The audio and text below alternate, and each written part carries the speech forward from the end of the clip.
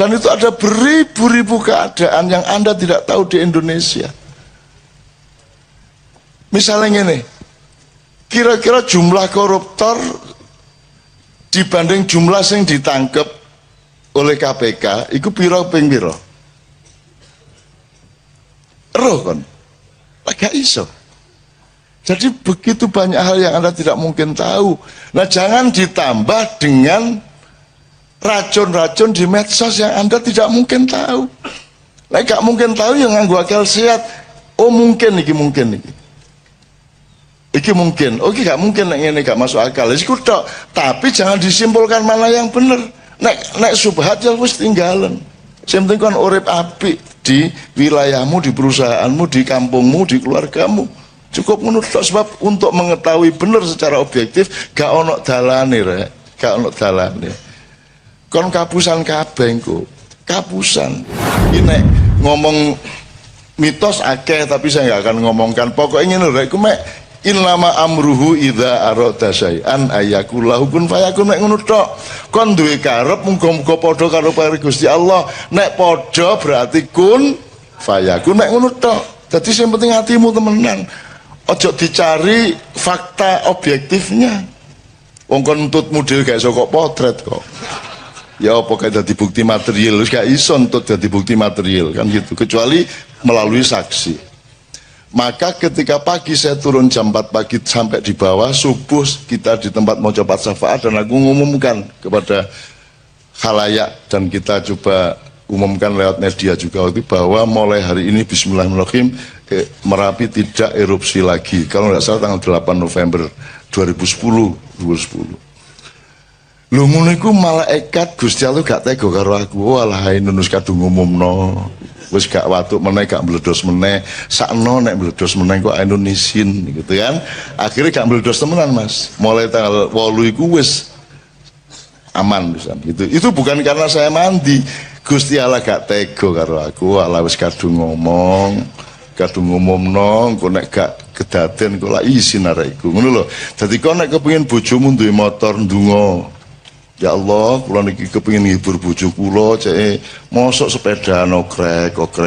Yo duwe motor elek-elek ngono kan. Terus Gusti Allah suatu hari gak teko, oh alasakno wis kadung janjane bojone kok gak duwe dhuwit gak tuku motor dikeki karo Gusti Allah ngono rek ya. Ngono ya carane ya. Carane ndonga ngono ya janjene bojomu dik pokoke tak tamasakno sampean dik. Tak jak umroh sampean. Ngono ya. Kepethuk ndek Mekah. Maksudnya umroh berangkat dewe kepethuk ndek Mekah. Gak ngejak iku jenenge rek. Oke, berikutnya. Iya, selanjutnya masalah overdosis dalam medsos. Saya minta nanti saya berangkut ya, tapi intinya itu kan nomor kunci utamanya kan akal sehat. Urip iki mek ana telu rek, mesti bener, mesti salah, gurung mesti bener, gurung mesti salah. Mek telu iku tok. Nek di hadis kan al halalu bayinun wal haramu bayinun wa ma bainahuma mustabihat mutasyabihat wa aktsarun nasi la ya'lamun, dan kebanyakan manusia tidak tahu. Dan pertanyaan Anda adalah pertanyaan dari kebanyakan manusia yang tidak tahu mana yang halal, yang haram, yang hak, yang batil kan gitu kira-kira. Nah, kita tidak bisa Mas. Kon gak ero janjane ya apa kok Habib Rizik nang Mekah. Gak iso carane ero ya apa kon. Iku bener ra gak karo Firza iku. Kak Ema iku sapa? Iku peristiwane awale ya apa? Kon gak mungkin ero. Ya apa caramu ero? Karena roe hasilnya pengumuman itu. Terus enggak dilungkas Habib Rizik diusahano oleh Pak Tito untuk pulang misalnya. Lho iku biyen wis tersangka. Ya ta gak? Wis tersangka Habib Rizik. Kok mari ngono oleh nang luar negeri? Siapa sing ngeculno iku? Iki tersangka temen ta? Nek tersangka temen juga oleh metu teko Indonesia lah ngono. Lah kok oleh kok terus nang Mekah? Janjane ya apa kita dene ya apa cara muruh aku takon. Takon sapa kon? Citok iku tok ae. Takon sapa kon? Gak ono sumbere. Dan itu ada beribu-ribu keadaan yang Anda tidak tahu di Indonesia. Misalnya ini, kira-kira jumlah koruptor dibanding jumlah yang ditangkap oleh KPK iku piro ping piro? Roh kon. Gak iso. Jadi begitu banyak hal yang Anda tidak mungkin tahu. Nah, jangan ditambah dengan racun-racun di medsos yang Anda tidak mungkin tahu. Nah, gak mungkin tahu yang nganggo akal sehat. Oh mungkin iki mungkin iki. Iki mungkin. Oke, gak mungkin ini gak masuk akal. Iku tok. Tapi jangan disimpulkan mana yang benar. Nek subhat ya wis tinggalan. Sing penting kon urip apik di wilayahmu, di perusahaanmu, di kampungmu, di keluargamu. Cukup menurut sebab untuk mengetahui benar secara objektif gak ono dalane rek, gak ono dalane. Kon kapusan kabeh engko. Kapusan. Nanti tolong Sabrang nambahi ya. Oke. Berikutnya, nanti saya selesai terus Sabrang nambahi beberapa hal. Iya, selanjutnya beda penjajahan dulu dan sekarang. Jelas Sabrang lagi tadi sudah diomongkan dikit, ini Sabrang yang jawab terus. Ya. Selanjutnya masalah mimpi dengan ketemu dengan Mbah Nun.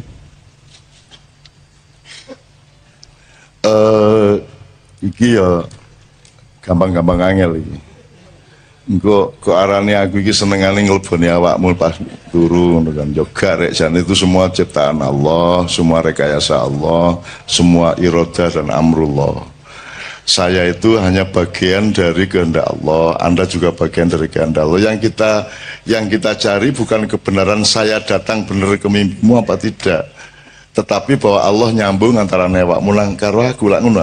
Iki sing pasti awakmu disambung karo aku nang awakmu disambung awakmu karo aku siji. Fakta yang kedua yang pasti benar adalah kalimat itu harus saya respon. Bahwa Al-Quran itu ada 2 dimensi, ada 3 dimensi. Sing gak bener adalah ngomong aku iki wis 3 dimensi, gak mungkin aku ngomong ngono. Gak mungkin aku ngarani wah aku iki wis makrifat rek. Gak mungkin aku ngomong ngono lah. Aku tahun ketemu Nabi Khidir nganggo serban kayak Pangeran Diponegoro. Gak tahu, gak kira aku ngomong ngono iku. Aku paling bayangno Pangeran Diponegoro iku nek jajal nek helman ya apa. Jadi aku gak mungkin ngomong, tapi ilmu yang saya omongkan di mimpi Anda itu dalam tanda petik bisa kita cari kebenarannya. Bahwa selama ini Al-Quran kita perlakukan secara akademis. Jadi misalnya ini, sing sopan ya opo, nek ngomong tentang Allah Rasulullah, ternyata kesimpulannya adalah yang sopan menurut balai bahasa. Wahai manusia, siapakah engkau? Ngono to sing sopan.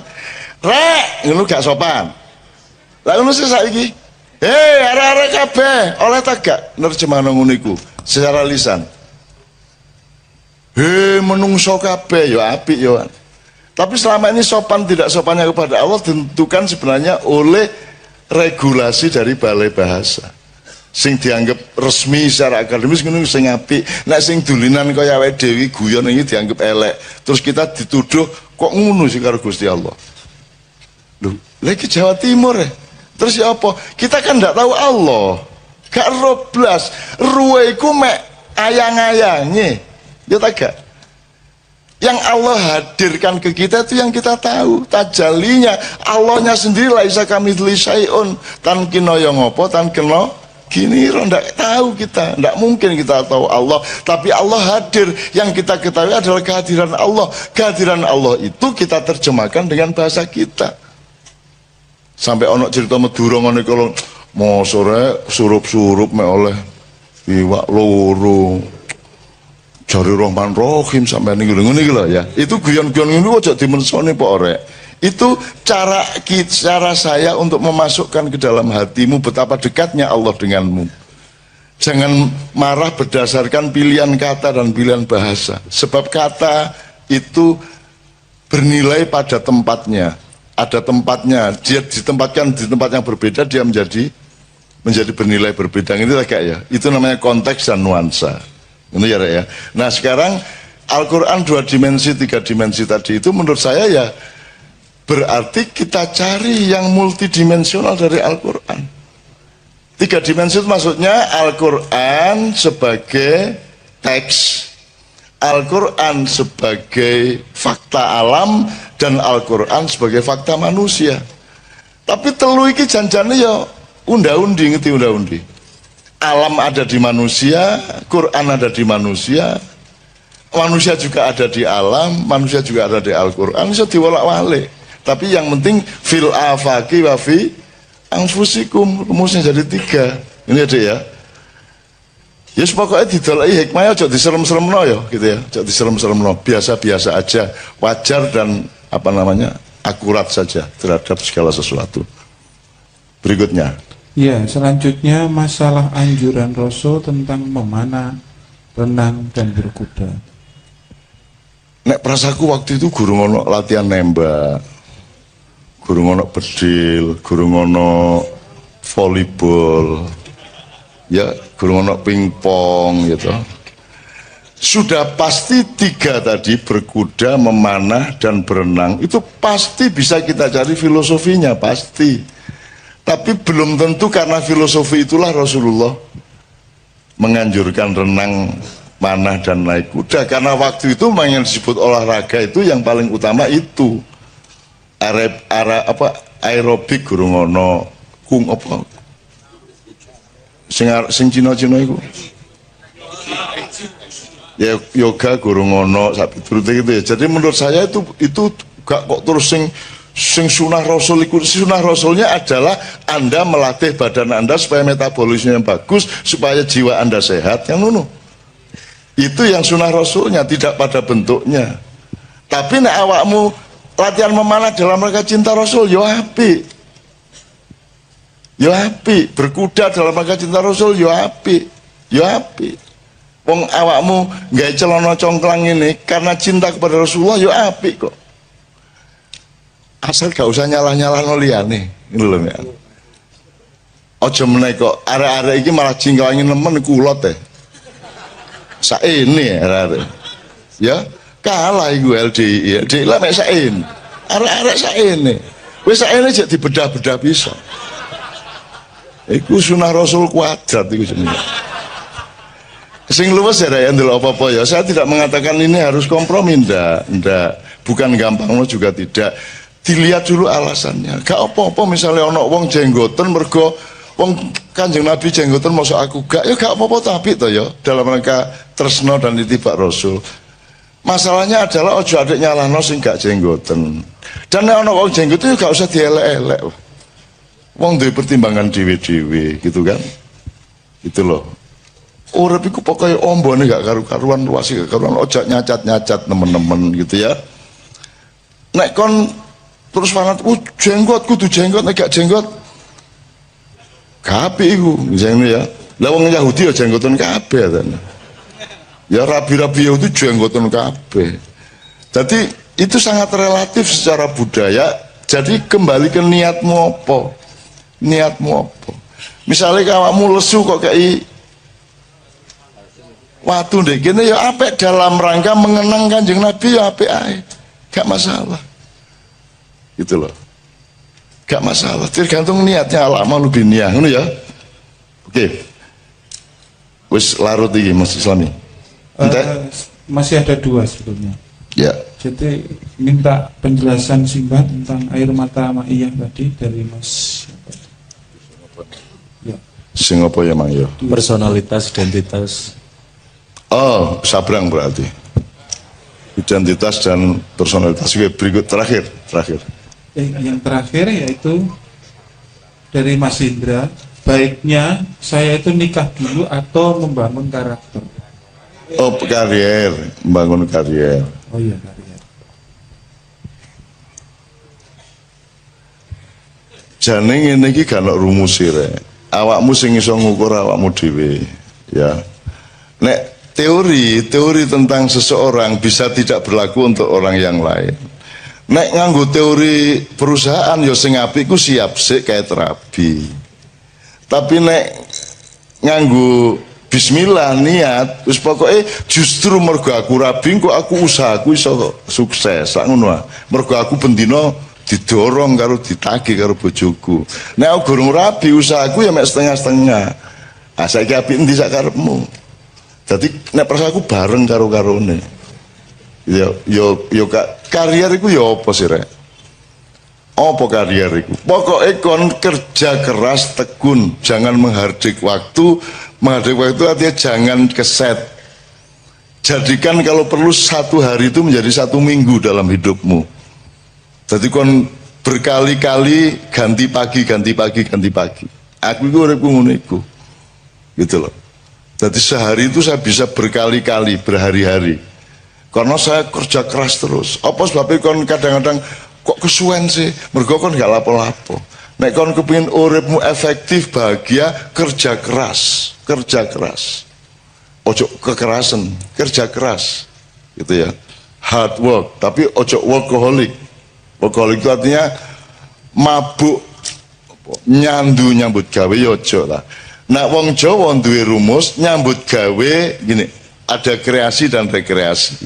Nek wong barat nek pas musim dingin iku kreasi ya Bang ya.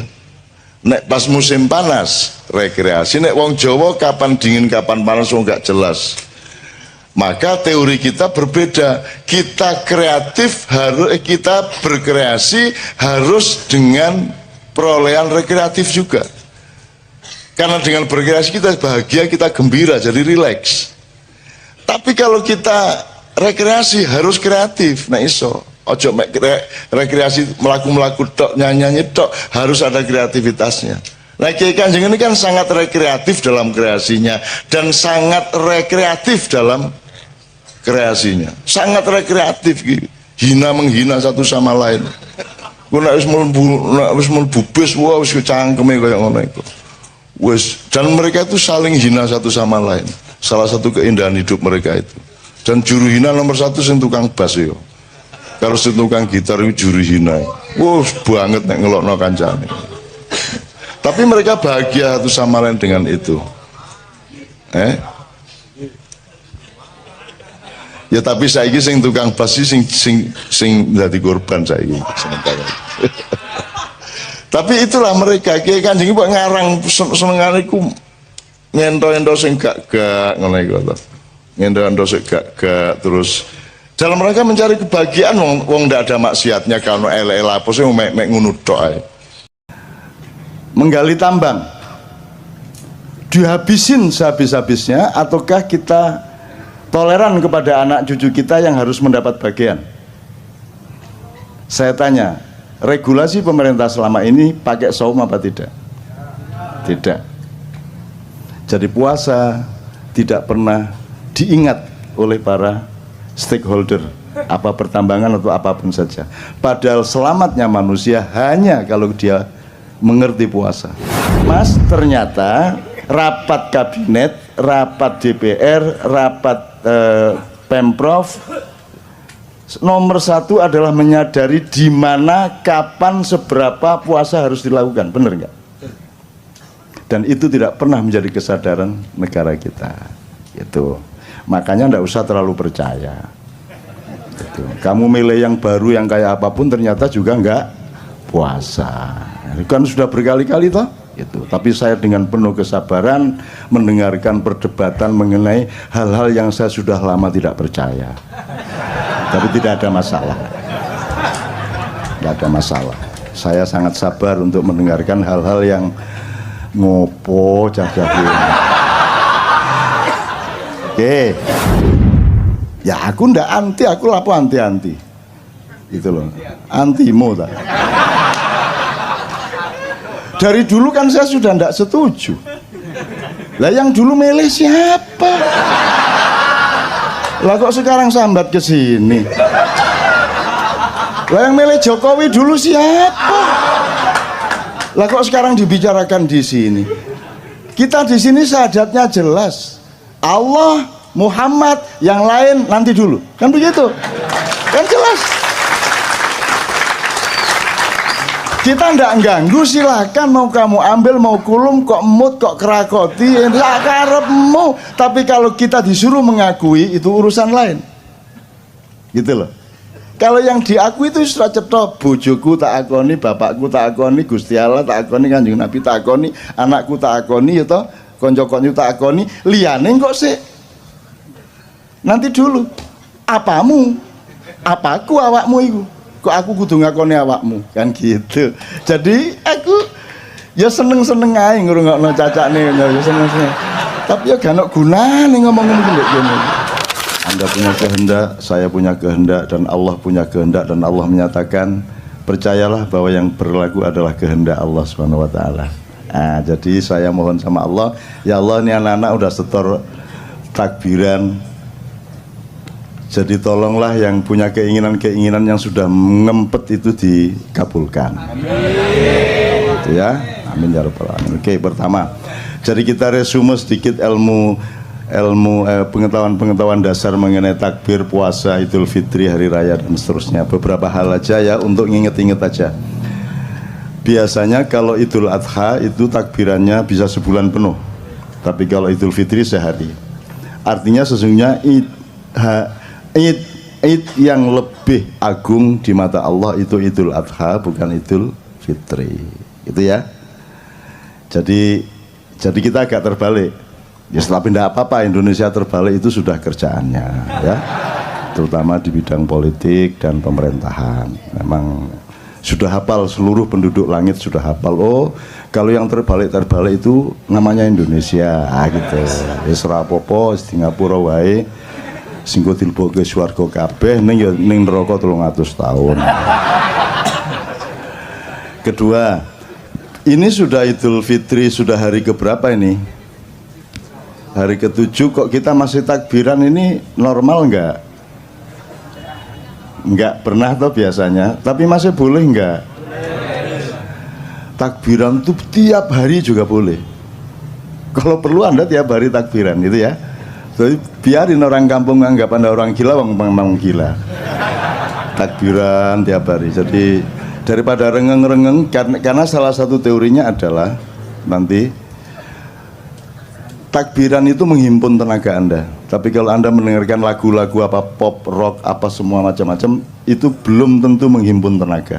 Jadi jangan lakukan, jangan dengarkan, jangan lihat, jangan alami apapun yang tidak menghimpun tenaga hidupmu. Kalau yang menghabiskan tenaga, menyerap tenaga, itu Anda rugi. Jadi saya selalu menghitung. Makanan saja saya hitung hanya kalau dia menambah himpunan tenaga hidup saya, jasmani maupun rohani. Kalau dia tepat, maka himpunan tenaga jasmani akan memproduk himpunan tenaga rohani. Demikian juga tenaga rohani akan dialektis berakibat pada tenaga jasmani. Itu. Nanti kita dengan manusia syahwat ini kita harus mengenali teori dasar mengenai jasmani rohani ini apa toh jane? Ini dikotomi apa gradasi apa? Ini kita harus kenal gitu. Nanti soal yang dibicarakan mengenai pilkada segala macam itu akan tidak ada gunanya kalau Anda tidak mengenali dasar-dasar dari hidup Anda sendiri gitu. Oke, nomor 2 soal hari raya dan puasa.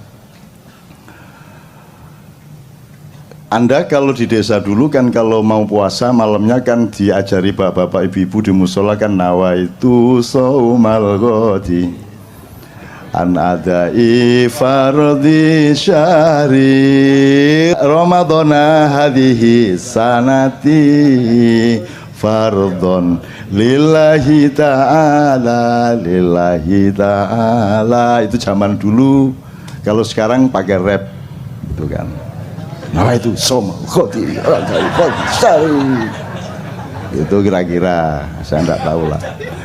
Cuman yang ingin saya omongkan dari kalimat ini itu kan kalimat bikinan kita sendiri. Nawa itu artinya aku berniat, pasten ya, saum puasa besok pagi atas dasar keikhlasan saya kepada Allah gitu. Nah di dalam Al-Quran tidak ada disebut saum tapi siam, gitu, siam Ramadan. Jadi kenapa kok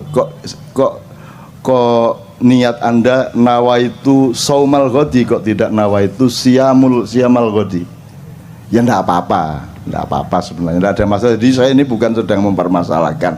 Cuman kalau ngerti bedanya hidung sama bulunya kan lumayan daripada nggak ngerti bedanya kan gitu kan. Kalau sudah ngerti bedanya ini jempol kaki, ini jempol tangan kan agak lebih selamat hidupnya daripada Anda tidak ngerti bedanya jempol Anda sama hidung Anda kan gitu kan. Jadi gini, jadi kalau saya menafsirkan, siam itu adalah prosedur atau syariat untuk melakukan puasa, tidak makan, tidak minum dan memasukkan apapun, tidak melakukan sejumlah hal yang biasanya boleh dari subuh sampai maghrib, itu siam. Maka Ramadan disebut ar-Ramadhanu madrasah. Jadi Ramadan itu adalah diklat, pendidikan kilat 1 bulan. Anda dilatih untuk kembali melakukan siam dari pagi sampai sore, gitu ya. Kalau saum itu segala hal yang sifatnya menahan diri. Sampean sebut satu hal, apa perilaku, apa kerjaan, apa produksi, apa kerjaan, untuk apa saja yang tidak ada unsur menahan dirinya, Anda sebut satu saja. Satu saja kerjaan yang tidak ada unsur menahan diri, yang tidak ada unsur mengendalikan diri, yang tidak ada unsur membatasi diri. Satu kerjaan kalau ada. Naik motor, ngegas, ngerem, berarti puasa, saum. Apalagi istri, sebanyak-banyaknya apa Anda batasi satu saja? Satu, saum. Apalagi menggali tambang, dihabisin sehabis-habisnya, ataukah kita toleran kepada anak cucu kita yang harus mendapat bagian? Saya tanya, regulasi pemerintah selama ini pakai saum apa tidak? Tidak. Jadi puasa tidak pernah diingat oleh para stakeholder, apa pertambangan atau apapun saja. Padahal selamatnya manusia hanya kalau dia mengerti puasa. Sound system ini isinya puasa, Mas. Diginiin, dibatasi, digedein ya, Mas ya. Diginiin, ini kegedean dikit bengung, ini kegedean titik ndak balan. Itu isinya ilmu puasa semua, betul ndak? Nah, kamu bikin celana itu kan prinsipnya puasa, kan makanya diukur toh, kakimu panjangnya seberapa, kan begitu, betul ndak? Nah, itu prinsip puasa. Mas, ternyata rapat kabinet, rapat DPR, rapat Pemprov, nomor satu adalah menyadari di mana, kapan, seberapa puasa harus dilakukan, benar nggak? Dan itu tidak pernah menjadi kesadaran negara kita. Itu makanya nggak usah terlalu percaya. Itu. Kamu milih yang baru yang kayak apapun ternyata juga nggak puasa. Itu kan sudah berkali-kali toh. Itu. Tapi saya dengan penuh kesabaran mendengarkan perdebatan mengenai hal-hal yang saya sudah lama tidak percaya. Tapi tidak ada masalah, tidak ada masalah. Saya sangat sabar untuk mendengarkan hal-hal yang ngopo cah-cah. Oke, ini udah, jangan terlalu panjang, nanti jadi ceramah puasa. Jadi ngerti bedanya saum sama siam ya. Keselamatan hidupmu, bahkan kaya tidaknya hidupmu tergantung pada kecanggihanmu di dalam menentukan kadar puasamu di dalam pekerjaan, dalam jualan segala macam. Anda jualan bebek goreng, mentang-mentang laris, maka sampai jam 3 malam Anda masih ladeni. Jadi akhirnya beli bebek lagi untuk supaya Anda bisa goreng lagi. Tapi percayalah, kalau Anda melampiaskan, kalau Anda berhari raya tiap hari di warung Anda, maka usia warung Anda juga tidak akan lama. Kalau Anda membatasi jamnya, pokoknya saya cuman jualan bebek paling banyak 50 atau paling banyak 25, habis tutup. Kayak ceker di Solo, kalau Anda lewat Solo itu buka jam 2 malam, tutup jam 5 pagi. Dah. Pokoknya jam 5 pagi tutup. Pokoknya jam 2 baru buka. Meskipun sudah antri sejak jam 11, pokoknya jam 2 tutup. Kalau Anda punya prinsip puasa seperti, maka Anda memiliki kecenderungan terhadap keawetan atau keabadian. Begitu. Kalau kamu suka apa? Kalau suka makanan apa misalnya di Jakarta? Upamanya soto Betawi. Terus pagi soto Betawi, siang soto Betawi, malam soto Betawi, jam 2 malam soto Betawi. Kira-kira berapa lama usia soto Betawi di mulut Anda? Sebentar aja akan Anda bosan kan? Nah, jadi puasa sebenarnya adalah alat yang paling utama untuk mencapai keabadian. Itu ya saya. Itu salah satu contoh aja. Oke. Jadi sudah jelas ya puasa bedanya. Siam adalah diklat Ramadan. Kalau saum artinya adalah apa saja dalam hidup di mana kamu menerapkan prinsip untuk membatasi diri, menahan diri. Regulasi itu apa?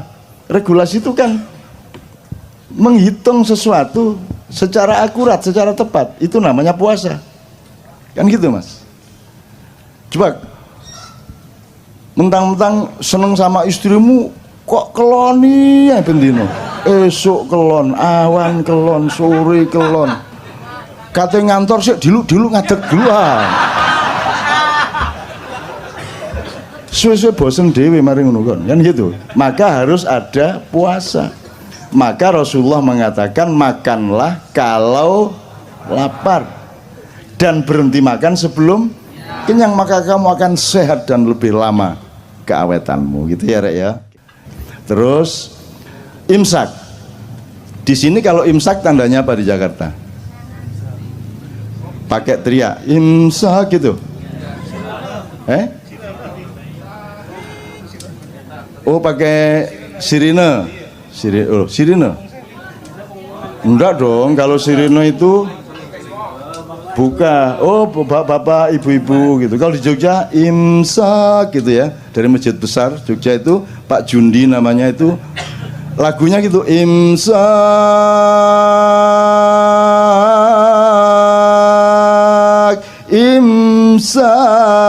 gitu sejak zaman dulu. Setelah Pak Jundi mati yang ganti persis seperti itu juga gitu. Jadi di Jogja itu banyak sosiologi atau gejala sosial yang kita perhatikan dari loudspeaker masjid. Jadi kalau di masjid itu ada pengumuman bapak-bapak, ibu-ibu, innalillahi wa inna ilaihi rajiun telah meninggal dunia, itu berarti Pak Walikun yang mengumumkan. Kalau sudah dengar mulai bapak-bapak, Pak Walikun berarti Anda mati. Begitu ada dengar suara Pak Walikun berarti ada yang mati. Sampai pada suatu hari bapak-bapak, ibu-ibu loh kok bukan suara Pak Walikun, berarti yang mati Walikun. Loh, nyeneng no hidup itu nyeneng, dengerin gitu tuh aja sudah seneng kok. Biar gubernursinya siapapun gitu loh. Tapi Anda tuh juga jangan terlalu apa tuh efektivitasnya Anda anti Ahok di sini nih. Oh ini cuma orang-orang lemah kiri-kiri gendut-gendut. Apalah, Anda ada pengaruhnya lah di sini. Ini tidak ada pengaruhnya sama sekali. Anda anti, Anda pro, tidak ada pengaruhnya. Dan negara itu adalah tatanan yang sudah ada sistemnya, ada lembaganya ya. Dan ini sama sekali tidak ada urusan sama negara sebenarnya. Negara itu punya legislatif, yudikatif, eksekutif, dan semua mobilisasi atau semua sistem yang dijalankan itu kan berdasarkan 3 lembaga dasar itu. Sehingga kalau ada sosialisasi di masyarakat pasti berasal dari 3 itu. Nah KC bukan. KC ini bukan bagian dari sistem negara. Cuman dia selalu ada karena cintanya melebihi pengurus negara kepada negara. Kan begitu. Mereka kalau kumpul harus ada uang honor, kalau kumpul harus ada SPJ segala macam. Ini enggak. Kumpul enggak jelas.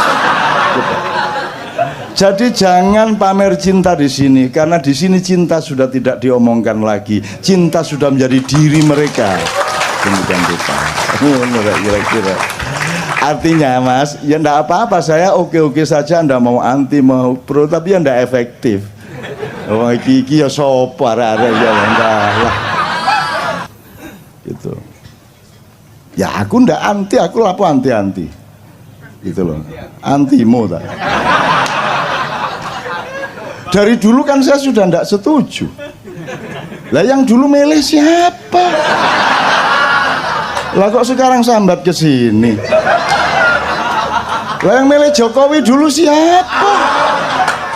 Lah kok sekarang dibicarakan di sini? Kita di sini syahadatnya jelas. Allah, Muhammad, yang lain nanti dulu. Kan begitu? Kan jelas. Kita ndak ganggu, silakan mau kamu ambil, mau kulum, kok emut, kok kerakoti, ya karepmu. Tapi kalau kita disuruh mengakui, itu urusan lain. Gitu loh. Kalau yang diakui itu sudah cetok, bojoku tak akoni, bapakku tak akoni, Gusti Allah tak akoni, Kanjeng Nabi tak akoni, anakku tak akoni, ya toh, konco-konco tak akoni, liyane kok sih. Nanti dulu. Apamu? Apaku awakmu itu? Kok aku kudu ngakoni awakmu? Kan gitu. Jadi aku ya seneng-seneng ae ngrungokno cacakne, ya seneng-seneng. Tapi ya gak ono gunane ngomong-ngomong ndek kene. Tapi wis ya, tapi jadi ini yang namanya kenduri cinta loh. Kita ndak anti, kita cuma ngomong kok. Jadi dah tak tambah dikit ya. Ini puasa belum selesai loh ya. Ini puasa belum. Artinya saya ngomong puasa belum selesai. Oke, kita belok ke sini sedikit, sekedar untuk referensi. Jadi iblis itu dulu kan gelisah. Loh, ini Adam, kata Allah kan diciptakan sebagai khalifah di bumi. Kan gitu. Ini ja'ilun fil ardi. Lah kok ditaruh di surga? Siapa ini? Siapa yang naruh di surga? Bener nggak? Kan di bumi. Kok di surga? Yang cemas malah iblis. Aneh toh. Jadi yang taat sama Allah sebenarnya siapa? Bingung tak gak kon ya. Nah akhirnya iblis berusaha bagaimana caranya melakukan subversi untuk masuk surga, berusaha supaya membawa Adam ke tempat yang seharusnya, kan begitu, sesuai dengan pilkada dan hasil-hasilnya, kan gitu. Nah ternyata begitu dia mau masuk surga ada naga sangat besar. Wah ini ngelawan naga agak lama juga ini. Akhirnya si iblis pakai ilmu sirep. Terus si ininya ngantuk naganya, terus menguap. Begitu naga menguap, iblis masuk mulutnya, bleng. Terus dia lari pagi di dalamnya, cuk, menunggu si naga nanti beol. Terus dia ikut tainya. Begitu keluar, ekor naga itu ada di dalam surga. Oh no, baru dengar. Oh, saya juga ngarang kok ya. Loh, tapi silakan bantah kalau bisa. Terus begitu masuk surga ternyata ada pasukan lain. Pasukannya tuh burung-burung, terutama burung-burung merak. Tapi itu dah tidak saya ceritakan. Pokoknya intinya sampailah dia ke Adam. Emang Adam makhluk bodoh sehingga bisa dipengaruhi iblis?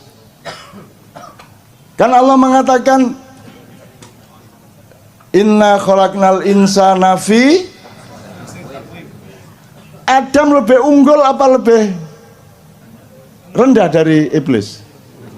Lebih unggul. Ahsani takwim, dia sebaik-baik ciptaan, masterpiece-nya Allah. Masa bisa dipengaruhi iblis?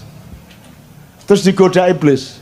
Ayo, nggak bisa. Upama saya aja nggak bisa kok digoda iblis kok.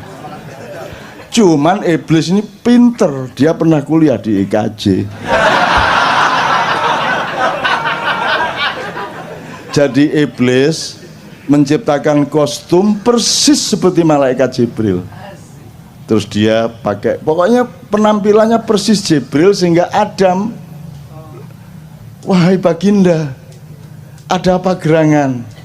Baginda menemui aku, gitu kan? Terus diterima oleh Adam karena yang datang menurut Adam itu Jibril. Terus si Jibril palsu ini tidak menjawab, dia cuman menyeret tangannya Adam untuk mendekati sebuah pohon. Nah, di situ kesalahannya, wala taqraba hadhihi syajarah, jangan dekati pohon itu, kata Allah. Maka karena dia mendekati pohon itu dihukumlah Allah sehingga kemudian Adam dipindah ke bumi, kan begitu. Terus disimpulkan oleh manusia di dunia, berarti di surga itu ada pohon yang tidak boleh didekati, itu disebut pohon terlarang gitu ya. Betul? Pernah dengar pohon terlarang? Saya bilang, kalau di surga ada larangan aku mau rono aku. Surga tidak ada larangan dong, tidak ada pohon terlarang. Pasti harus ada analisis yang lain, bukan pohon larangan. Loh, kalau di surga ada larangan namanya bumi. Ini jangan, itu iya, sengsu jangan, ngerti sengsu? Oseng-oseng asu.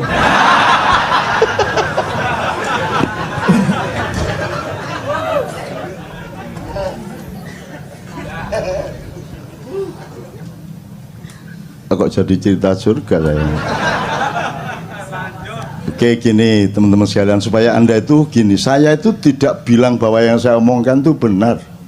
Saya itu ingin memberantas GR-nya setiap manusia di dunia, bahwa begitu dia ngomong, meskipun dia yakini, dia pikir itu benernya bener.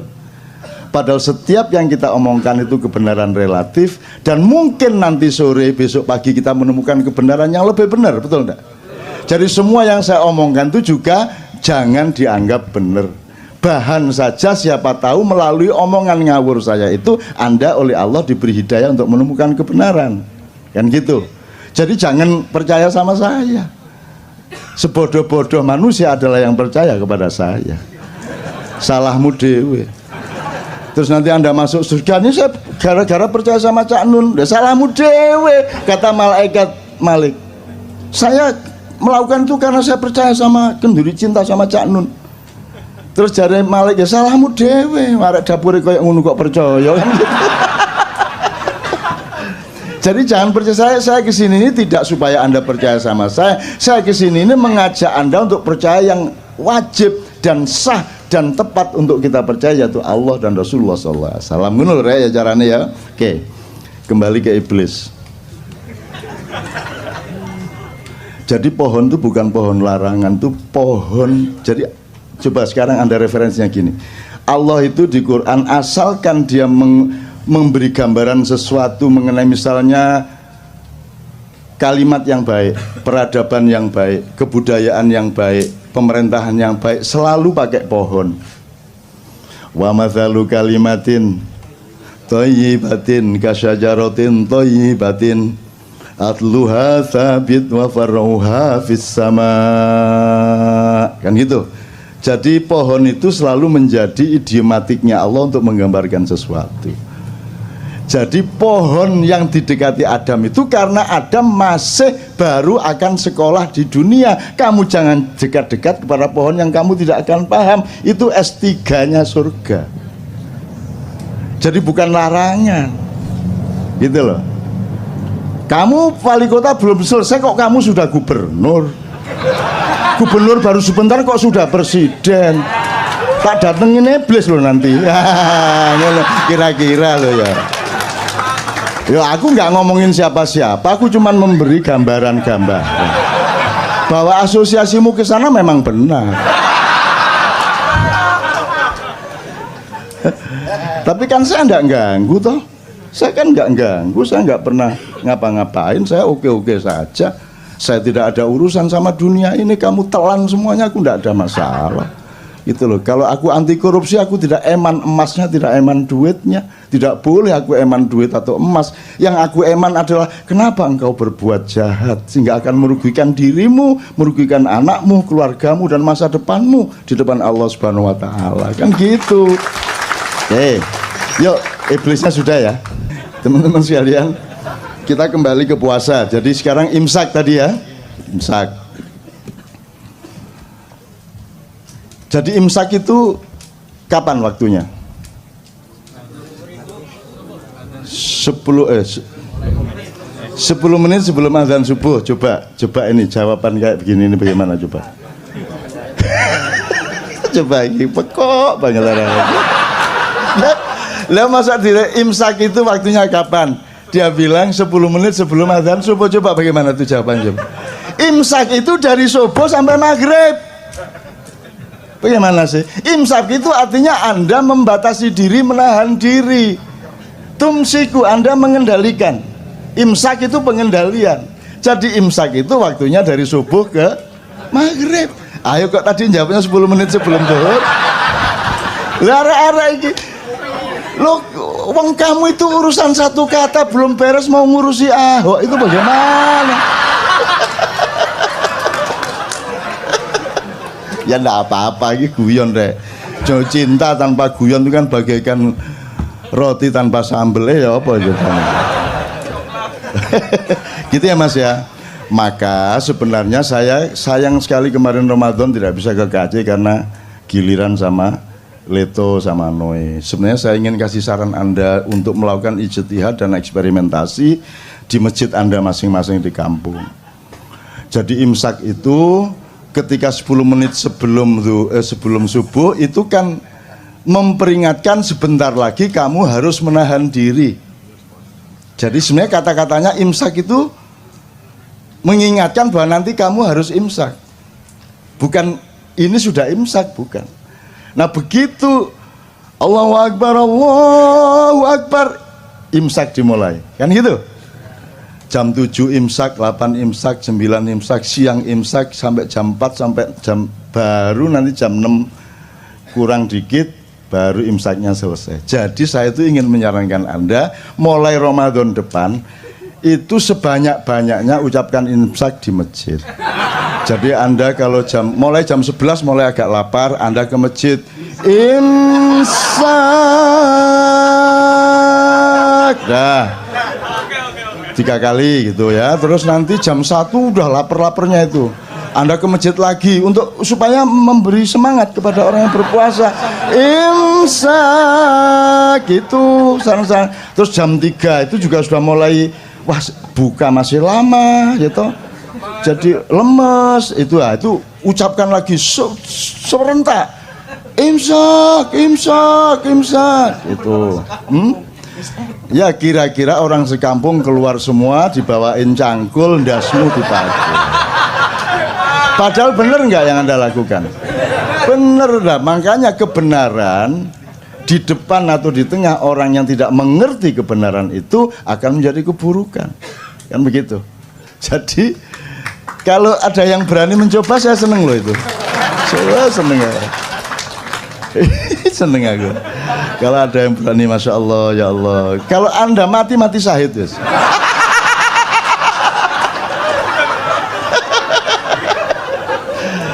Oke, dah kita selesaikan soal hari raya dan puasa ya. Puasanya masih banyak. Saya banyak nulis tentang puasa akhir-akhir ini juga. Saya juga punya buku yang kemarin sangat diandalkan di toko buku itu, Dan Tuhan Pun Berpuasa. Terus Lailatul Qadar, dikit aja ya. Ada yang kemarin dapat Lailatul Qadar? Menurut Anda Lailatul Qadar itu apa, Mas? Lailatul Qadar apa Lailatul Qadar itu kira-kira? Coba Fami. Lailatul Qadar piye Mi? Coba Mi. Kalau di Al-Qur'an Lailatul Qadar itu malam turunnya Al-Qur'an, ja. Terus kok orang pada nunggu-nunggu Lailatul Qadar? Mungkin karena mereka mendapat informasinya lebih mulia dari 1000 bulan. Lah iya. Terus mereka kan bayangin dapat Lailatul Qadar itu dapat rezeki banyak, dapat uang 5 gebok, dapat lotre, ditelepon suruh jadi menteri, gitu kan? Lailatul Qadar gitu kan? Tidak ada yang namanya Lailatul Qadar diturunkan dari langit. Yang ada Quran diturunkan, dan ketika Quran diturunkan maka malam itu menjadi Lailatul Qadar. Jadi Lailatul Qadar itu tempatnya, wadahnya, momentumnya, bukan barang yang turun dari langit. Yang turun dari langit adalah Al-Quran. Lah kok kamu menunggu Lailatul Qadar, wong Quran sudah turun dari dulu kok. Kan itu ya apa karepmu? Kok nunggu-nunggu ini malam ganjil loh, ini Lailatul Qadar. Lah Qurannya udah turun dari dulu kok. Kok kamu tunggu-tunggu? Iki sebenarnya bagaimana pengertiannya ini? Sudah dari dulu Quran turun kok.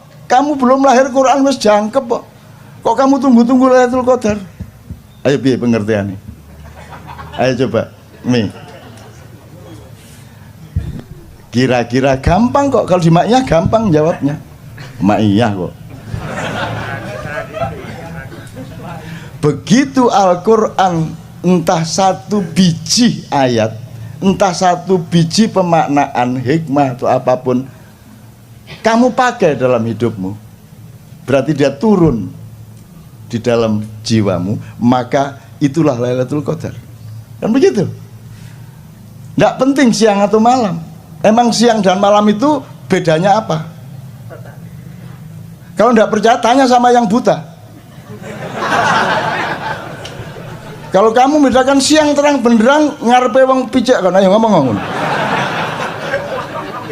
Coba, kalau ada orang buta, misalnya di asrama orang buta, terus Anda jadi saudara, bedanya siang dan malam itu kira-kira ya apa atine arek iku? Sik dolekno watu rek, watu. Jadi malam dan tidak malam, terang dan gelap itu kan hanya urusan panca indera, betul enggak? Begitu panca indera enggak ada, dia sudah tidak gelap, tidak terang. Apakah hidupmu hanya panca indera? Atau lebih tinggi dan lebih dalam dari panca indera? Apakah cinta bisa engkau pandang? Bisa engkau dengarkan? Yang bisa engkau dengarkan adalah ucapan yang seolah-olah mencintaimu. I love you, kamu dengarkan. Tapi cinta yang sejati bisa kamu dengarkan dengan panca inderamu? Nggak bisa kan? Nggak bisa. Maka Lailatul Qadar juga tidak bisa. Jadi Lailatul Qadar itu milikmu. Kapan saja kamu ambil ayat itu, kamu berlakukan dalam hidupmu, itulah Lailatul Qadar. Maka kita subjeknya, jangan nunggu-nunggu. Begitu malam ganjil ngene ngarepe omah.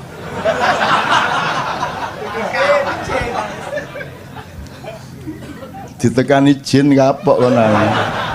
Itu Lailatul Qadar. Sekarang kita cicil lagi. Ini seneng aku gudong-gudong ini. Lah ya wong kok ngawur ae. Seneng-seneng.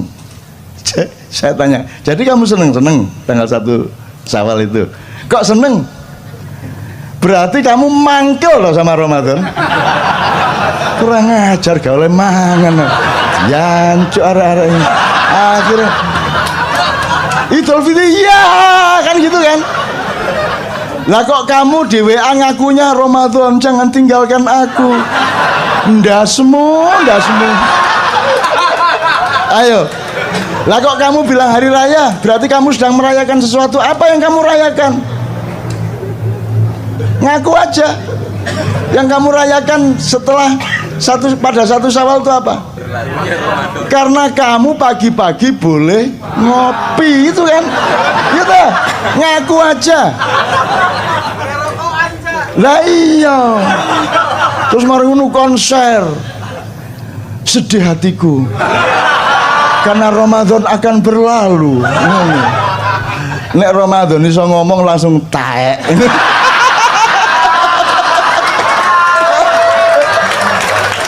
Maka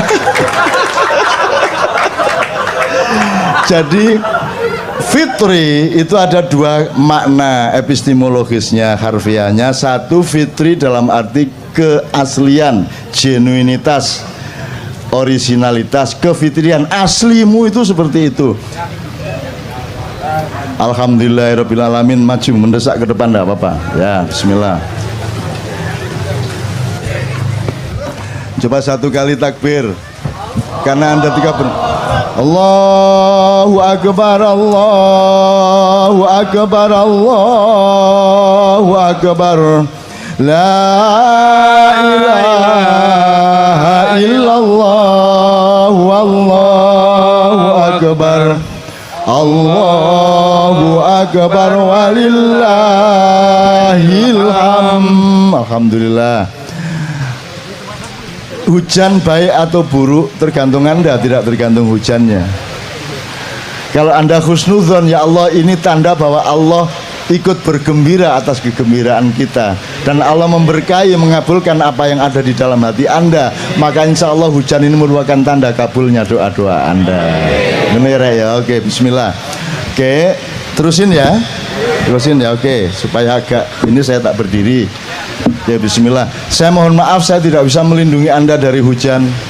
Saya sudah tawar tadi hujannya, tapi aku tidak bisa melindungi mereka wajah hujan. Lo jangan dilindungi, wong aku ini datang untuk mengantarkan rahmat Tuhan gitu. Aku ya udah terusin, kalau sing terus ngono aku. Itu sampai mana tadi? Fitri ada dua macam. Maka ada Idul Fitri kembali ke kesejatian dalam arti kekeluargaan. Anda mudik, ya toh? Anda kembali ke asal usul Anda, kultural, kami kembali ke kampung halaman, sampai nanti kembali kepada sejatinya dirimu itu siapa. Kan puncaknya kesadarannya seperti itu. Nah ini kan prosesnya. Kalau cuman mudik dan kembali ke kampung kan kita bisa bareng-bareng, tapi begitu sudah mulai balik ke dirimu yang sejati, dirimu yang sebenarnya, kan sudah merupakan permenungan atau urusan masing-masing, tafakur masing-masing. Ini yang makna pertama. Yang kedua, kalau saya sarapan, bahasa Arabnya aftur. Kalau sarapan, bahasa Arabnya futur. Kalau makan entah siang, entah sore, entah malam itu, jadi Idul Fitri itu juga berarti kembali makan. Bahasa Jawanya mbadok maneh. Saya tanya sama Anda, kalau melihat budaya puasa dan hari raya selama ini, Idul Fitri itu bermakna yang pertama apa yang kedua? Yang kedua, yang dirayakan tadi yang pertama apa yang kedua? Yang kedua. Jadi sebenarnya Anda ini binatang apa manusia? Ya tidak apa-apa, ya tidak apa-apa lah. Jadi memang kita sedang seneng-seneng. Aslinya ketika kita khusyuk, yang kita rayakan itu Ramadan. Jadi hari raya itu sepanjang Ramadan. Kalau kita ngomong rohani, karena lebih tinggi mana kebaikan atau kegembiraan? Oke, diatur lagi. Lebih bermakna mana lapar atau kenyang? Lapar. Lebih sehat mana lapar apa kenyang? Lapar. Jadi sebenarnya yang dirayakan itu yang lebih tinggi apa yang lebih rendah? Seharusnya kalau pakai logika ini selama Ramadan itulah hari raya. Tapi kan nek ngunu temen kan ya ngeluh to awake dhewe. Terus kadung gak iso ngunu to ya semua masyarakat. Oke, jadi teman-teman sekalian seperti itu kira-kira. Oke. Kita tata lagi. Saya ingin mengatakan sama Anda ini usianya itu disebut usia milenial. Usia Anda ini 20 katakanlah ya, naik turun dikit sampai 30 naik turun sedikit. Ya. Dia sama saya jiwanya yang milenial. Kecenderungannya adalah nasionalisme Anda lebih tinggi dari para kakak maupun bapak Anda. Ini hasil penelitian. Nomor 2, kesolehan sangat penting bagi Anda. Itulah sebabnya Anda kumpul di sini dan makin banyak orang berkumpul seperti ini. Harap Anda tahu ma'iyahan di mana saja, rutin maupun tidak rutin, yang datang adalah anak-anak muda yang usia milenial itu begitu banyak, sehingga Anda jangan terlalu mengandalkan pemerintahan sekarang sampai 5 tahun, 10 tahun ke depan. Jadi Anda harus punya, kalau mau memperjuangkan sesuatu, Anda harus tahu bahwa oke, untuk 2 tahun ke depan perolehannya paling segini, tapi saya sudah set up untuk ada perolehan kemaslahatan yang lebih tinggi, tapi membutuhkan waktu lebih panjang. Anda harus punya paling tidak 3 jangka. Nah, yang memimpin sekarang ini adalah orang-orang usia yang sudah tidak sama-sama Anda, disiplinnya, akuntansinya, kesadarannya, kepekaannya. Mereka punya web, mereka masuk internet juga, tapi cara berpikir mereka masih pra-internet. Mereka bisa IT juga dikit-dikit, tapi cara berpikir mereka belum IT. Anda ini sudah manusia IT. Anda sudah memiliki disiplin yang agak berbeda dengan mereka. Anda lihat pedagang-pedagang, pengusaha-pengusaha muda, entrepreneur muda itu sekarang usianya 16, 17, 18. Yang jual tahu bulat itu anak-anak sangat remaja. Jadi kita akan punya Indonesia masa depan insya Allah lebih bagus karena manusianya satu, kesolehan penting bagi mereka. Nomor 2, nasionalismenya lebih tinggi. Nomor 3, entrepreneurship-nya lebih tinggi daripada kakak dan bapak mereka. Dan mereka inilah orang-orangnya. Jadi saya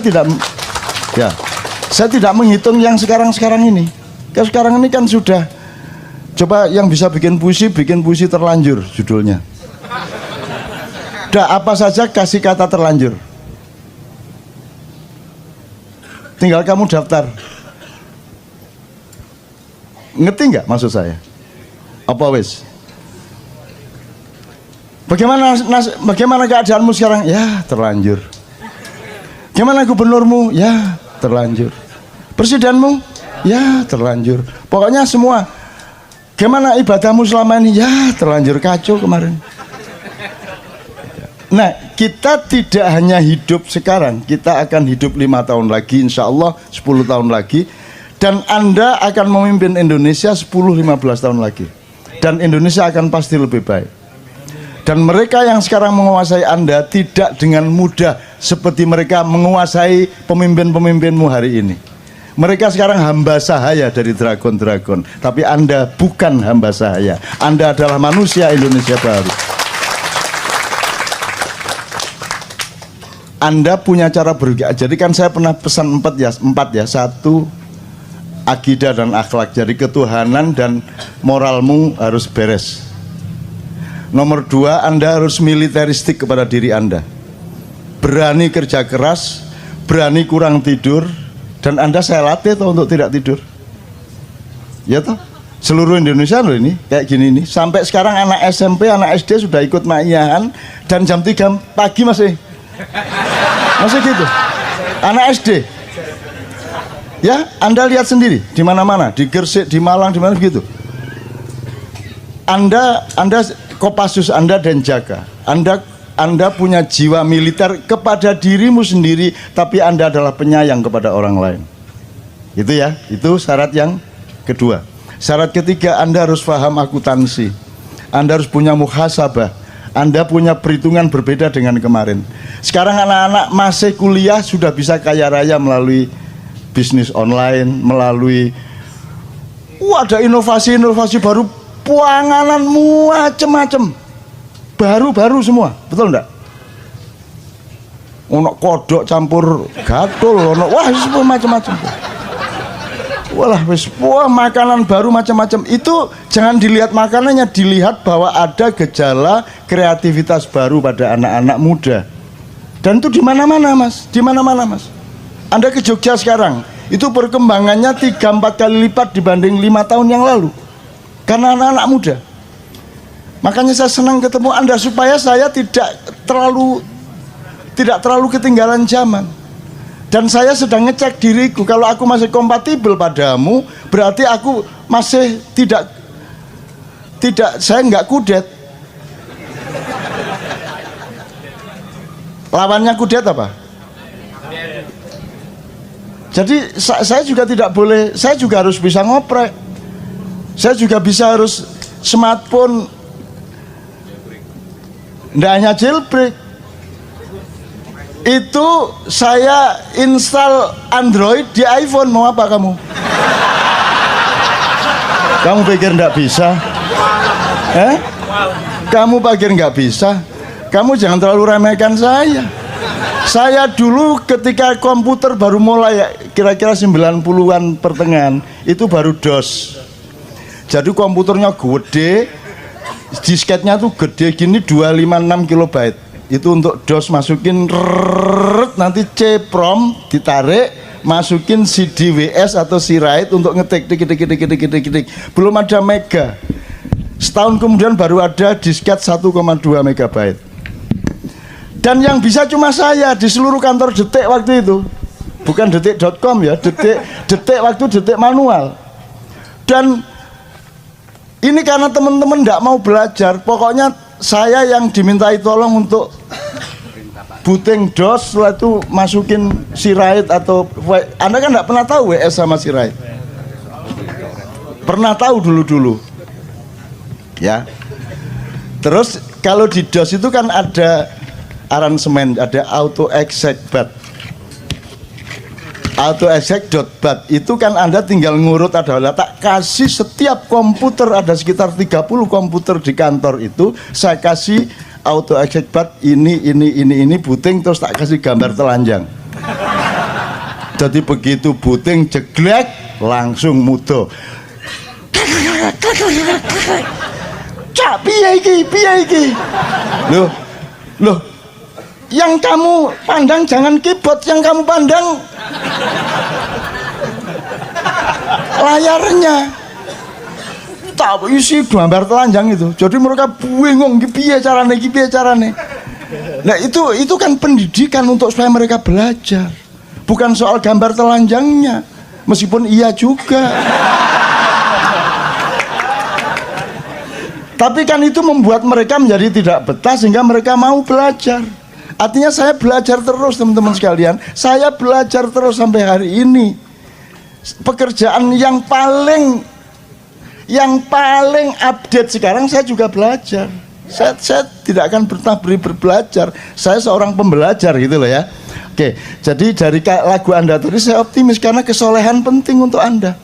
Maka tolong sekarang informasi tentang kesolehan ini tolong dibenahi, tolong dimatangkan, tolong diproporsionalkan, karena sekarang kesolehan itu disalahpahami melalui simbolisme. Bahwa kesolehan itu adalah orang yang rajin sholat, benar juga, tapi tidak cukup. Kesolehan adalah orang yang pakai baju koko. Kesolehan adalah orang yang pakai peci dan seterusnya. Oke, itu indikator kesolehan, tapi kesolehan sebenarnya harus dicek melalui empirisme, pengalaman, dan bukti-bukti sosial dari perilakunya, kan begitu. Jadi kesolehan tolong dipelajari. Soleh itu apa? Dalam Quran ada soleh, kan artinya baik. Sedangkan baik dalam Al-Quran ada soleh, ada khair, ada birrun, ada ma'rufun. Itu ada proporsinya masing-masing, tolong dipelajari supaya Anda menjadi soleh secara benar. Sekarang ini sedang populer sejak tahun 90-an itu ada dibedakan antara kesolehan pribadi dan kesolehan sosial. Ini menurut saya juga ya ndak menyesatkan, cuman ya ndak proporsional lah. Ndak ada kesolehan pribadi tok, ndak ada. Kalau kesolehan pribadi tok itu ndak soleh namanya. Kalau kesolehan itu dia ya individual ya sosial, kan begitu. Ndak bisa kok sendirian, ndak bisa. Itu loh teman-teman sekalian. Ndak bisa cinta Tuhan tidak cinta istri, itu ndak bisa. Masa Anda ada yang mengatakan kalau perlu selama Ramadan jangan ketemu manusia, kita hanya ketemu Allah. Ada yang mengatakan begitu? Ada toh? Gendeng arek iki. Bagaimana mungkin engkau gimana? Masa engkau ketemu Allah tidak ketemu manusia? Emang Allah siapa sehingga kamu lupa pada manusia? Allah tersinggung kalau engkau ketemu Allah dan kamu lupa pada manusia. Hei, manusia itu ciptaanku, kenapa engkau datang kepadaku dan melupakan ciptaanku? Nggak bisa. Kita lihat daun aja ketemu Allah, lihat Allah ketemu manusia, lihat Allah ketemu sungai, kan begitu. Tidak bisa. Khusyuk itu nggak inget apa-apa gitu, hanya Allah tok gitu. Nek Allah aku tak gudo kan. Moh aku. Raimu koyo ngono moh aku. Enak aja, ndak bisa. Engkau cinta Allah, aplikasinya adalah engkau cinta kepada makhluk-makhluknya dong. Nggak bisa, itu dialektis. Nggak mungkin kau ketemu Allah tanpa Rasulullah dan umat manusia. Nggak mungkin kau melihat manusia tanpa ingat Allah. Itu merupakan tunggal. Loro-loro ning atunggal, telu-telu ning atunggal gitu kalau bahasa Jawanya. Gitu ya teman-teman. Jadi kehusukan ini jane piye, coba itu dipelajari. Apa nggak ingat apa-apa kecuali Allah? Atau justru kita membawa seluruh kegelisahan kita mengenai dunia dan manusia kepada Allah, itu khusyuk yang mana? Ya nggak usah berdebat yang mana yang benar, ya pokoknya terus saja berusaha khusyuk gitu loh. Bentuknya, perolehannya bagaimana terserah prosesmu masing-masing. Ojo nyalano iki nyalano iko. Wong podo-podo salah kok, podo-podo gak jelas kok, podo-podo gak mesti. Ini kan nanti pasti ketika Anda sudah rodiyatan mardiyah, apa namanya, jangan mencari ridho Allah itu metode. Kamu itu ridho saja sama Allah gitu loh, sibuk ridho kepada Allah sampai ndak punya waktu untuk yang lain kecuali ridho sama Allah. Kamu makan dalam ridho sama Allah, kamu bekerja dalam posisi ridho sama Allah, kamu ridho, maka otomatis kamu mendapat ridho. Kalau kamu minta ridho, njaluk tok ae, kon dhewe gak ridho, kan gitu. Bener nggak? Kamu ridho saja sama Allah, sibuk dengan ridho kepada Allah. Apapun yang kamu lakukan, tetapkan keridhoanmu kepada Allah. Ya Allah, aku lapar tapi aku ridho kepadamu. Ya Allah, aku sulit ini, kerja keras ini, agak repot ini dagangku, tapi itu semua dalam ridhoku kepadamu. Pokoknya semua ridho Allah. Kamu ridho saja, maka kamu akan diridhoi. Daripada kamu ridhoi dong,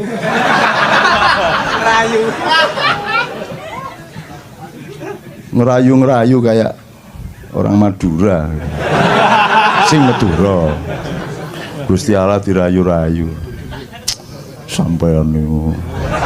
Tidak saya teruskan, nanti habis waktunya. Oke, bisa mereka. Sudahlah, orang Indonesia sekolahkan apa saja mereka bisa melakukan. Makanya pendidikan kurang bagus sebenarnya tidak terlalu masalah untuk bangsa Indonesia, karena Anda punya bakat yang luar biasa. Anda ini aksani takwim nomor 1 di seluruh dunia, gitu loh, tenanan ini. Tentara Indonesia itu di seluruh dunia kalau tugas internasional disukai semua penduduk di sana, karena tentara Indonesia tidak hanya pinter perang, menembak dan berkelahi, mereka pinter ngomong anak, mereka pinter ngeliwet, iso nyewoki bayi, iso dandani genteng, mereka bisa apa saja, selawatan pinter, betul enggak? Tentara Indonesia, orang Indonesia penuh bakat, dan karena tidak ada manajemen yang menyadari penuhnya bakat Anda itu, akhirnya terjadi dismanajemen. Saking akeh kemampuannya, akhirnya tidak jelas yang mana yang dilakukan, akhirnya kalah sama bangsa yang hanya punya satu bakat tapi tekun dengan bakatnya. Itu kalau kamu kan ini bisa itu bisa, akhirnya ndak tekun semuanya. Nah sekarang tentukan dirimu masing-masing di mana. Kalau pakai cara Jogja, jalan yang pertama sebelum Anda mencapai keraton adalah dari Tugu ke ke rel, itu namanya marga utama. Tentukan keutamaan hidupmu apa. Bisnis apa? Anda menjadi akuntan, Anda menjadi guru, Anda menjadi petani. Tentukan dirimu sejak usiamu sekarang ini, jangan terlalu bertele-tele. Terus kerja keras. Kalau Anda sudah menemukan keutamaan hidupmu, baru Anda mulai menguji dirimu dalam kerja yang namanya maliyoboro, dadio wali sing ngumboro. Jadilah waliullah yang mengembarai kehidupan. Ngelmu kui kelakone ganti laku, itu bukan berarti karena ilmumu itu baru bermanfaat kalau kamu melakukan. Enggak, maknanya enggak gitu. Kamu itu dapat ilmu karena kamu melakukannya. Kalau ke ilmu yang kamu terima dari transfer data di sekolah itu bukan ilmu, itu hanya pengetahuan, dan itu bisa browsing tiap hari. Kamu kuliah 6 tahun tuh sekarang tuh browsing 2 jam udah selesai. Betul enggak? Betul enggak? Jadi ngelmu kui kelakone kanthi laku itu artinya ilmumu itu benar-benar ilmu kalau kamu sudah melatih dengan pengalamanmu, baru kamu mendapatkan ilmu yang sebenarnya. Gitu loh. Jadi kamu tahu nikah itu tidak dari buku. Nikah adalah ya udah nggak bisa kamu. Wes langsung diudani wes.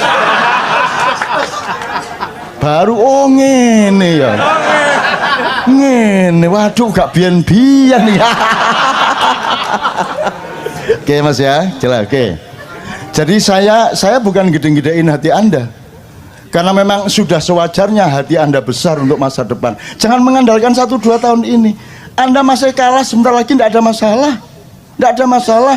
Emang cuman sekarang hidup. Anda masih punya adik, masih punya anak. Terus perjuangan kita akan sangat panjang. Dan jangan tanyakan cinta kita kepada Indonesia. Kita tidak dibayar siapa-siapa, tidak pakai sponsor. Kita kumpul tiap bulan dan di mana-mana mayan tiap malam karena cinta kepada Indonesia. Adakah lembaga-lembaga di DKI yang bisa bikin seperti ini? Andaikan bikin, berapa biayanya sekali? Sekali saja. Dan ini sudah 16 tahun. Jadi jangan ada yang mengatakan kalau orang-orang Kenduri cinta tidak cinta kepada Indonesia. Dipateni kon suwe-suwe. Wis diewangi angkot adane ya. Diewangi ndodok gak jelas kudu ngoyo ditahan adane. Kurang apa cinta Anda kepada Indonesia? Dan katakanlah Anda tidak punya kesempatan teknis di wilayah politik.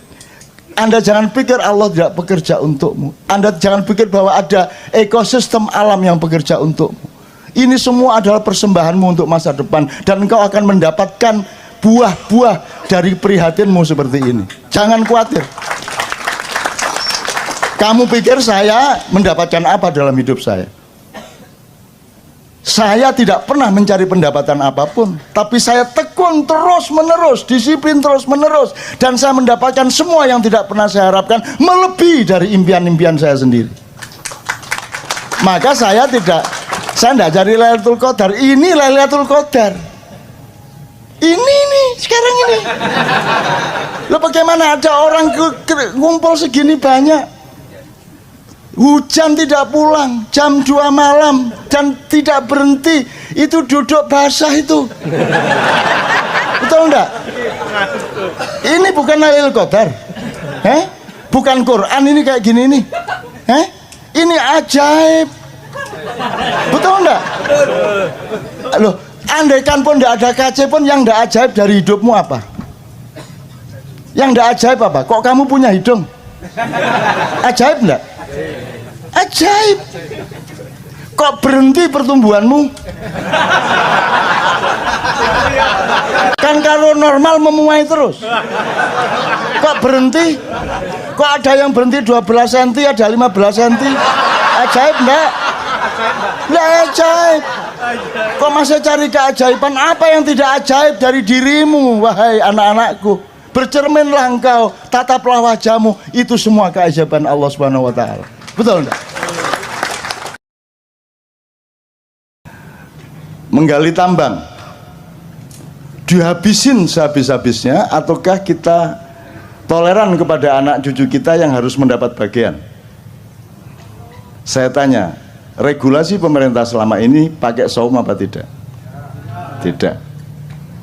Jadi puasa tidak pernah diingat oleh para stakeholder, apa pertambangan atau apapun saja. Padahal selamatnya manusia hanya kalau dia mengerti puasa.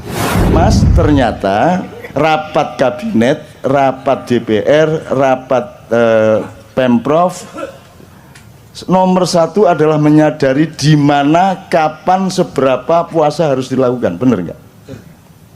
Dan itu tidak pernah menjadi kesadaran negara kita. Itu makanya nggak usah terlalu percaya. Gitu. Kamu milih yang baru yang kayak apapun ternyata juga nggak puasa.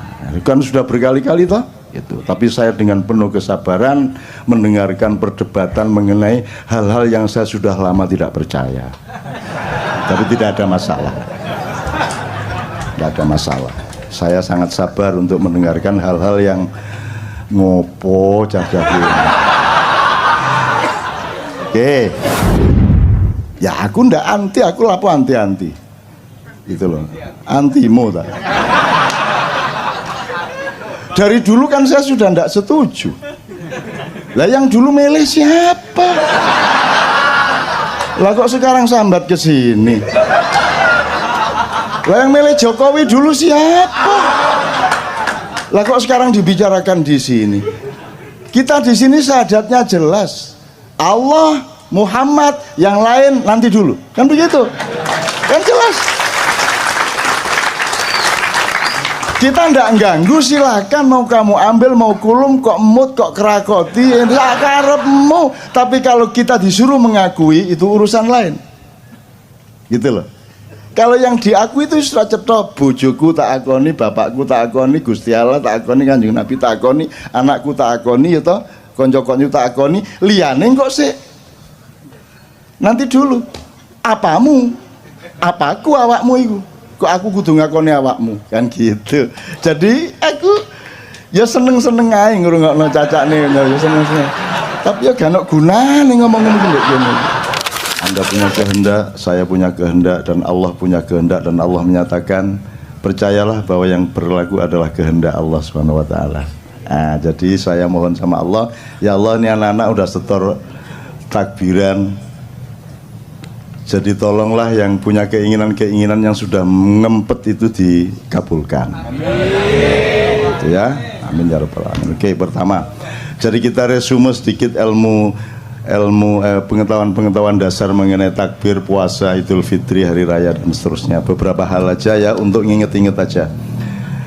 Biasanya kalau Idul Adha itu takbirannya bisa sebulan penuh. Tapi kalau Idul Fitri sehari. Artinya sesungguhnya Id yang lebih agung di mata Allah itu Idul Adha, bukan Idul Fitri. Itu ya. Jadi kita agak terbalik. Ya tapi tidak apa-apa, Indonesia terbalik itu sudah kerjaannya ya. Terutama di bidang politik dan pemerintahan. Memang sudah hafal, seluruh penduduk langit sudah hafal. Oh, kalau yang terbalik itu namanya Indonesia gitu. Wis ora apa-apa, Singapura wae. Sing kok dilebokke swarga kabeh ning neraka 300 tahun. Kedua, ini sudah Idul Fitri, sudah hari keberapa ini? Hari ke-7 kok kita masih takbiran, ini normal enggak? Enggak pernah toh biasanya, tapi masih boleh enggak? Takbiran tuh tiap hari juga boleh. Kalau perlu Anda tiap hari takbiran gitu ya. Jadi biarin orang kampung anggap Anda orang gila, memang gila. Takbiran tiap hari. Jadi daripada rengeng-rengeng, karena salah satu teorinya adalah nanti takbiran itu menghimpun tenaga Anda. Tapi kalau Anda mendengarkan lagu-lagu apa pop, rock, apa semua macam-macam, itu belum tentu menghimpun tenaga. Jadi jangan lakukan, jangan dengarkan, jangan lihat, jangan alami apapun yang tidak menghimpun tenaga hidupmu. Kalau yang menghabiskan tenaga, menyerap tenaga, itu Anda rugi. Jadi saya selalu menghitung. Makanan saja saya hitung hanya kalau dia menambah himpunan tenaga hidup saya, jasmani maupun rohani. Kalau dia tepat, maka himpunan tenaga jasmani akan memproduk himpunan tenaga rohani. Demikian juga tenaga rohani akan dialektis berakibat pada tenaga jasmani. Itu. Nanti kita dengan manusia syahwat ini kita harus mengenali teori dasar mengenai jasmani rohani ini apa toh jane? Ini dikotomi apa gradasi apa? Ini kita harus kenal gitu. Nanti soal yang dibicarakan mengenai pilkada segala macam itu akan tidak ada gunanya kalau Anda tidak mengenali dasar-dasar dari hidup Anda sendiri gitu. Oke, nomor 2 soal hari raya dan puasa. Anda kalau di desa dulu kan kalau mau puasa malamnya kan diajari bapak-bapak ibu-ibu di musola kan nawaitu saumal ghadi an adai fardhi syahri ramadhana hadhihi sanati fardhon lillahi ta'ala itu zaman dulu. Kalau sekarang pakai rap gitu kan. Nah itu som khoti itu kira-kira saya tidak tahu lah. Cuman yang ingin saya omongkan dari kalimat ini itu kan kalimat bikinan kita sendiri. Nawa itu artinya aku berniat, pasten ya, saum puasa besok pagi atas dasar keikhlasan saya kepada Allah gitu. Nah di dalam Al-Quran tidak ada disebut saum tapi siam, gitu, siam Ramadan. Jadi kenapa kok niat Anda nawaitu saumal ghadi kok tidak nawaitu siamal ghadi? Ya enggak apa-apa sebenarnya, enggak ada masalah. Jadi saya ini bukan sedang mempermasalahkan. Cuman kalau ngerti bedanya hidung sama bulunya kan lumayan daripada nggak ngerti bedanya kan gitu kan. Kalau sudah ngerti bedanya ini jempol jempol kaki, ini jempol tangan kan agak lebih selamat hidupnya daripada Anda tidak ngerti bedanya jempol Anda sama hidung Anda kan gitu kan.